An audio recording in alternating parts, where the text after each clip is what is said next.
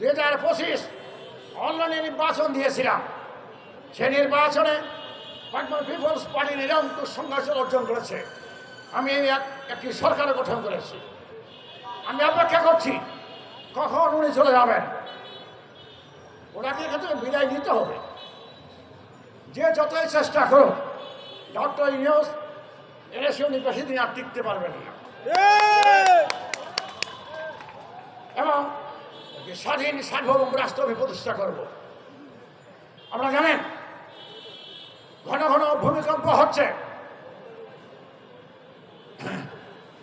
ঢাকা বিশ্ববিদ্যালয় 15 দিন ছুটি ঘোষণা করা হয়েছে, কিন্তু আপনারা কি দেখেছেন এতে বিশ্ববিদ্যালয় ঘোষণা হয়েছে ডক্টর ইউনূস সরকারের পক্ষে কোনো কর্মসূচি করার জন্য কর্মসূচি দিয়েছে কেন?